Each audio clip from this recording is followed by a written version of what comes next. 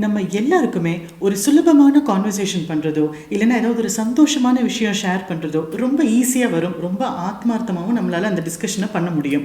ஆனால் அதே சமயம் ஒரு கஷ்டமான கான்வர்சேஷன், அப்படி இல்லைன்னா ஒரு கஷ்டமான நபரோட ஒரு கான்வர்சேஷன் பண்ணணும் அப்படிங்கும்போது நமக்கு உள்ள எவ்வளோ டென்ஷன் இருக்கும், எவ்வளோ இரிட்டேஷன் இருக்கும் இல்லையா?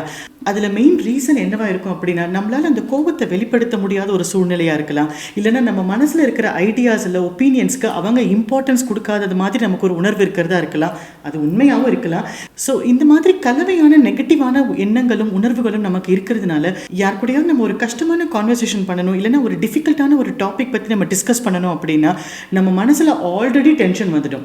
அதுலேயும் சில கான்வர்சேஷனில் குறிப்பாக ஒரு சிலர் நம்மளை வெறுப்பேற்றுறதுக்காகவே பேசுவாங்க பார்த்தீங்களா, இல்லைனா நம்மளை கஷ்டப்படுத்துறதுக்காக நம்ம மனசை காயப்படுத்துறதுக்காக மட்டுமே பேசுகிறவங்க கூட பேசும்போது கண்டிப்பாக நிறைய தவணங்களில் நம்மளுடைய கண்ட்ரோலை மீறி நம்ம ஒன்று கண்ணா பின்னான்னு பேசிடுவோம்.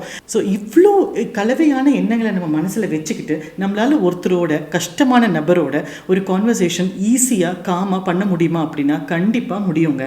ஆனால் அதுக்கு நம்ம கொஞ்சம் ஹோம்ஒர்க் பண்ணணும், கொஞ்சம் ப்ராக்டிஸ் பண்ணணும். முதல்ல லிசன். அவங்க என்ன சொல்ல வராங்க அப்படிங்கிறத பொறுமையாக கேட்குறது, நமக்கு அந்த பக்குவம் இருக்கா அப்படிங்கிறது தான் முதல் ஸ்டெப். எப்போவுமே ஒரு ஈகோயிஸ்டாக இருந்தாலும் சரி, நார்சிசிஸ்டாக இருந்தாலும் சரி, இல்லை ரொம்ப மேனிப்புலேட்டிவாக கேஸ் லைட்டிங் பண்ணுறாங்க, ஒரு டாக்ஸிக் நபராக இருக்காங்க, இந்த மாதிரி நெகட்டிவான விஷயம் எதுவும் இல்லை, ஆனாலும் கொஞ்சம் ஈகோயிஸ்டாக இருக்காங்க, அரகெண்ட்டாக இருக்காங்க அப்படின்னாலும் எல்லா மனிதர்களுக்குமே முதல் அடிப்படை தேவை என்ன தெரியுமா?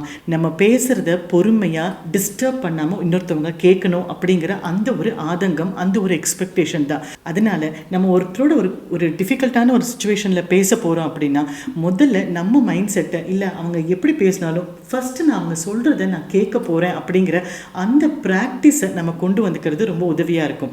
ஒருத்தவங்க பேசுகிறது கேட்குறோம் அப்படிங்கிறதுனால அவங்க சொல்கிறது எல்லாமே நம்ம அக்ரி பண்ணுறோம் அப்படின்னு அவசியம் இல்லை. அவங்களுக்கு மரியாதை கொடுத்து ரெஸ்பெக்ட் கொடுத்து நம்ம அவங்க சொல்கிறத கேட்குறோம், அவ்வளோதான். ஸோ அதுதான் ஃபஸ்ட்டு ஸ்டெப். ரெண்டாவது, உங்களோட லாங்குவேஜ், உங்களோட வார்த்தை பிரயோகம் எப்படி இருக்குது அப்படின்னு நம்ம பார்க்கலாம். ஸோ டைரெக்டாக நெகட்டிவான ஸ்டேட்மெண்ட்ஸ் எதுவும் யூஸ் பண்ணாமல், உங்ககிட்ட எத்தனை தடவை சொன்னாலும் உனக்கு புரியாது, உனக்கு உன் மண்டையில் ஏறாது, இல்லைனா என்ன இப்படி கிறுக்கு மாதிரி பேசுகிற, மடத்தனமாக பேசுகிற, இதெல்லாம் நம்மளோட கோபத்தின் வெளிப்பாடாக இந்த மாதிரி ஸ்டேட்மெண்ட்ஸ் எல்லாம் யூஸ் பண்ணாமல் அந்த இடத்துல நம்ம யூஸ் பண்ண வேண்டிய ஒரு மேஜிக் சென்டென்ஸ் என்ன தெரியுமா? நீங்கள் என்ன சொல்கிறீங்கன்னு எனக்கு புரியுது, உங்களோட ஆங்கிள் எனக்கு புரியுது, நீங்கள் சொல்கிற விஷயம் எனக்கு புரியுது.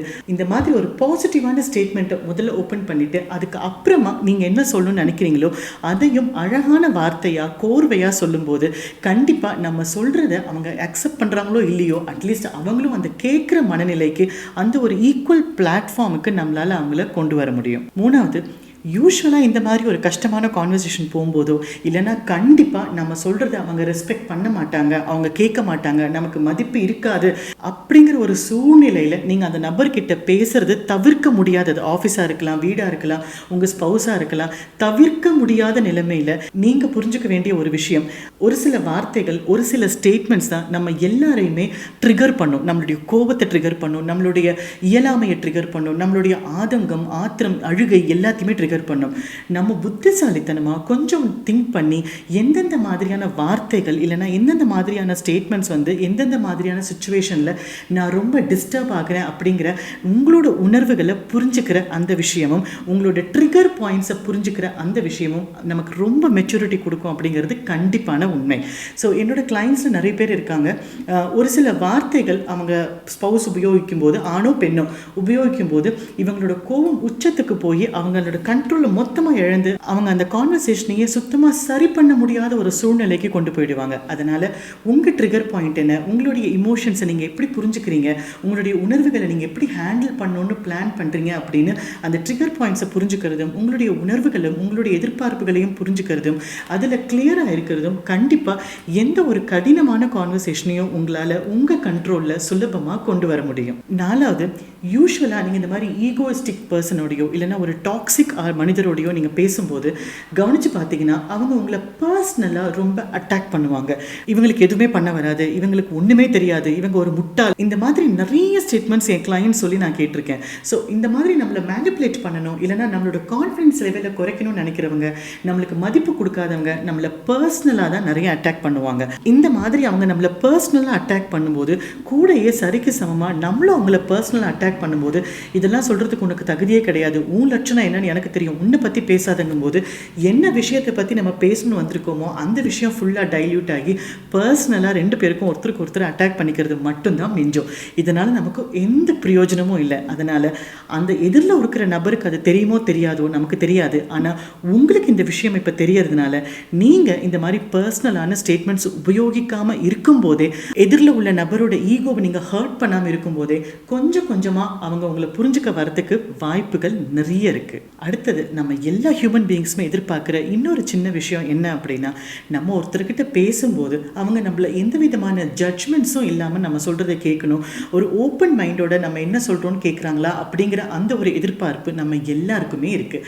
அதனால் நீங்கள் ஒருத்தரோட பேசும்போது உங்களுக்கு அவங்க தெரியும், அவங்க நீங்கள் சொல்கிறத கேட்க மாட்டாங்க, உங்களை மதிக்கலை, உங்களை கொஞ்சம் கூட கவனிக்க மாட்டாங்க அப்படின்னு தெரிஞ்சால் கூட, இருந்தால் கூட நீங்கள் ஓப்பன் மைண்டோட ஒரு நிமிஷம் சரி அவங்க சைடில் என்ன தான் சொல்ல வராங்க அப்படின்னு நான் ஜட்ஜ்மெண்டலாக எந்தவித தீர்மானமும் முதல்லையே பண்ணாமல் அவங்க பேசுகிறத நீங்கள் ஓப்பன் மைண்டடாக கேட்கும்போது டெஃபினட்டாக உங்கள் 2 பேருக்கும் உள்ள அந்த ஒரு கேப்பை உங்களால் குறைக்க முடியும். ஸோ யார் கூட பேசும்போதும் அவங்கள பற்றின ஜட்ஜ்மெண்ட்ஸில் இறங்காமல் நம்மளால் ஓப்பன் மைண்டாக இருக்க முடியுமா அப்படின்னு பாருங்கள். இதுக்கு ஈஸியான வழி என்ன அப்படின்னா, அவங்க கூட பேசும்போது உங்கள் மனசில் வேறு ஏதாவது ஒரு தாட் வருது, இல்லை இது இப்படி பண்ணியிருப்பாங்களோ, இவங்க அப்படி பண்ணியிருப்பாங்களோ, இவங்க இதை உள் மனசில் வச்சுட்டு தான் பேசுகிறாங்களோ அப்படிங்கிற சந்தேகம் வரும்போது, இல்லை நீங்கள் உங்களுக்கே ஞாபகப்படுத்திக்க வேண்டிய விஷயம் என்ன தெரியுமா, இப்போது இந்த மொமெண்ட்டில் ப்ரெசென்ட்டாக நான் அவங்க கூட என்ன பேசுகிறேனோ அதில் மட்டும்தான் என் ஃபோக்கஸ் வைப்பேன். கரண்ட்டாக எனக்கு என்ன விஷயம் பேசணுமோ அதை பற்றி மட்டும்தான் நான் பேசுவேன், வேறு எதை பற்றியும் நான் பேச போகிறதில்ல, நான் எதை பற்றியும் யோசிக்க போகிறதில்ல அப்படிங்கிற அந்த ஒரு அலர்ட் மெசேஜை நீங்களே உங்களுக்கு செட் பண்ணிக்கிறது கண்டிப்பாக நான் ஜட்ஜ்மெண்டலாக இருக்கிறதுக்கு ரொம்ப உதவியாக இருக்கும். எந்த ஒரு கட்டத்தில் நம்ம இன்னொருத்தவங்க பேசுகிறத ஜட்ஜ் பண்ணாமல் நம்ம ஓப்பன் மைண்டோட கேட்குறோமோ அந்த இடத்துல அந்த ரிலேஷன்ஷிப் ரிப்பேர் ஆக தொடங்கிடுச்சு அப்படின்னு தான் அர்த்தம். அடுத்தது, எந்த மாதிரியான ஒரு ஈகோயிஸ்டிக் நபராக இருந்தாலும் சரி, கண்டிப்பாக நம்ம இந்த ஸ்டெப்ஸ் எல்லாம் ஃபாலோ பண்ணும்போது அவங்க கூட நம்மளால் ஒரு காமன் பாயிண்ட்டை, ஒரு காமன் கிரவுண்டை கண்டிப்பாக நம்மளால் ரீச் பண்ண முடியும். ஏதோ ஒரு தருணத்தில், ஏதோ ஒரு விஷயத்தில் கண்டிப்பாக நம்ம 2 பேரோட ஐடியாலஜிஸும் ஒரு பாயிண்டில் ஒத்து போகிறதுக்கு நிறைய வாய்ப்பு இருக்குது. ஆனால் நம்மள பெரும்பாலும் கோவமாக பேசுறதுனாலையும், நம்ம காமாக இருக்காததுனாலையும், ப்ராக்டிக்கலாக நம்ம பிளான் பண்ணிட்டு போகாததுனாலையும் அந்த ஒரு பாயிண்ட்டை கண்டுபிடிக்கிறதுக்கு முன்னாடியே ஒருத்தர் வார்த்தை அஸ்திரத்தை பிரயோகப்படுத்தி காயப்படுத்திக்கிறதுனால அந்த ஒரு காமன் கிரவுண்டுக்கு நம்மளால் போக முடியறதில்லை. ஸோ நீங்கள் உங்கள் சைட்லேருந்து இந்த ரிலேஷன்ஷிப்பை வேல்யூ பண்ணாலும் சரி, இல்லை எனக்கு இந்த ரிலேஷன்ஷிப்லாம் வேண்டாம், ஆனால் நான் இந்த நபரோட பேச வேண்டிய கட்டாயம் எனக்கு இருக்குது அப்படின்னு இருந்தாலும் சரி, இந்த ஸ்டெப்ஸ் எல்லாம் ஃபாலோ பண்ணும்போது கண்டிப்பாக உங்களால் பீஸ்ஃபுல்லாக, கான்ஃபிடென்ட்டாக, கிளாரிட்டியோட, மெச்சூரிட்டியோட ஒரு கான்வர்சேஷன் பண்ண முடியும், ஒரு விஷயத்தை பற்றி டிஸ்கஸ் பண்ண முடியும். அதே மாதிரி அந்த விஷயத்துக்கு ஒரு சொல்யூஷனையும் உங்களால் மேக்ஸிமம் கொண்டு வர முடியும். எனக்கு புரியுது, நீங்கள் என்ன சொல்ல வரீங்கன்னு எனக்கு புரியுது அக்கா, இதெல்லாம் எங்கள் ஹஸ்பண்ட்டை நடக்கவே நடக்காது அக்கா, என் ஒய்ஃப் இதுக்கெல்லாம் பேசவே முடியாது, என் பாஸ்கிட்டையா நீங்கள் எப்படி பேசணும்னு எதிர்பார்க்குறீங்க, சான்ஸே இல்லை, நீங்கள் சொல்கிறதெல்லாம் கேட்குறதுக்கு வேணால் நல்லா இருக்கும், ஆனால் ப்ராக்டிக்கலாக பாசிபிளே இல்லை அப்படின்னு என்கிட்ட செல்லமாக சண்டை போட வந்தீங்கன்னா அதுக்கு ஒரு 3 விஷயம் இருக்குங்க.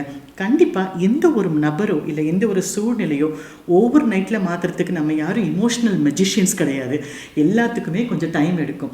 அப்போது உங்கள் லைஃப்பில் இந்த மாதிரி ஒரு டிஃபிகல்ட்டான நபர் இருக்காங்க, இல்லைன்னா ஒரு டிஃபிகல்ட்டான கான்வர்சேஷன் நீங்கள் பண்ண வேண்டிய ஒரு கட்டாயத்தில் இருக்கீங்க, ஒரு டிஸ்கஷனுக்கு போக வேண்டியிருக்கீங்க, ஒரு மீட்டிங் போகணும் அப்படின்னா கண்டிப்பாக அதுக்கு முன்னாடி நீங்கள் பண்ண வேண்டிய ஹோம்ஒர்க் என்ன தெரியுமா?